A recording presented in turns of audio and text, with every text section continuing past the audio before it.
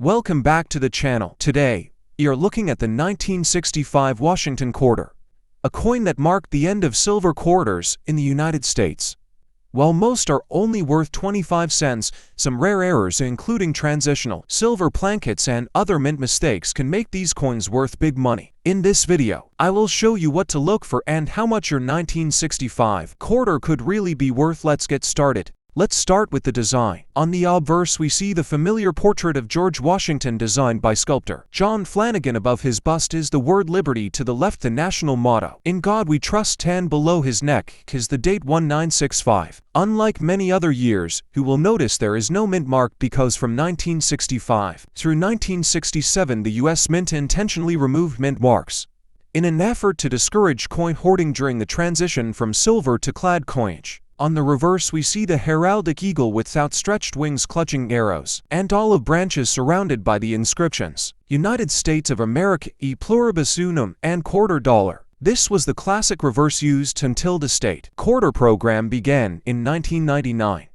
Now let's talk about mintage. The Philadelphia Mint struck a staggering 1.8 billion 1965 quarters, yes, billions not millions. This makes it one of the highest mintage quarters of its time. That why in general the 1965 quarter is considered a common date coin. Compare that to rare US issues, which had mintages of just 30,000 or so, and you can see why the 1965 quarter so plentiful. Still, just because it's common does not mean it's worthless. In fact, this coin has become one of the most searched for quarters by collectors because of its role in the silver transition, its historical importance, and the rare mistakes that slip through the mint. So what about value? In average circulated condition, most 1965 quarters are only worth their face value of 25 cents. However, things change dramatically when we start talking about uncirculated and high-grade examples. A quarter in condition can be worth $8 to $15, while coins may fetch $50 to $75. The real stars are the graded coins, which are extremely scarce due to the high-speed minting process of the time. An 1965 quarter can sell for $500 or more at auction, making it a very desirable modern coin for collectors chasing top-grade examples. That the real treasure hunters are on the lookout for errors and varieties.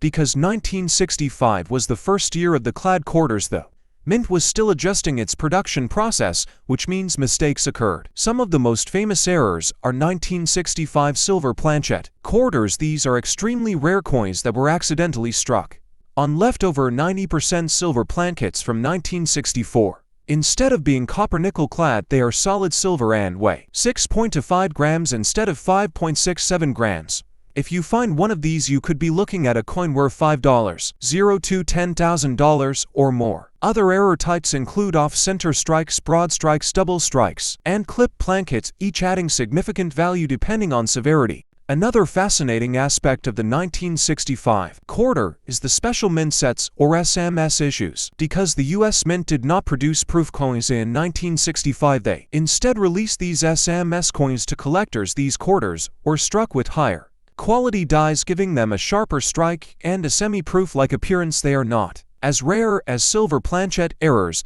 but they are far scarcer than circulation strikes.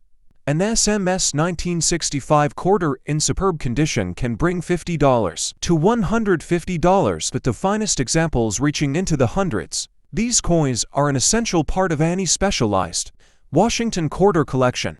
Now let's talk about the comparison. While the 1965 quarter had an enormous mintage, rare low mintage coins with around 30,000 struck are considered treasures. The 1965 is not rare by mintage, but what makes it collectible is the combination of its historical context, the chance of errors, and its role in the transition to clad coinage. If you are building a US coin collection that tells the story of American money, you can't skip the 1965 quarter. It marks a turning point in the nation's monetary history, and that significance alone gives it value far beyond its numbers. Condition is everything with the 1965 quarter. Because so many were struck and heavily circulated, most examples are scratched, worn, and unattractive. To find one that grades or higher is extremely rare. Collectors often send these coins to grading services like PCGS or NGC to authenticate both condition and errors. For example, a silver planchet error must be certified by a professional service. To command its full value, a coin that looks like a normal quarter but is struck on silver instead of clad will not be believed without certification. The Y grading and authentication plays such a huge role in unlocking the real worth of these coins. From a collector point of view, the 1965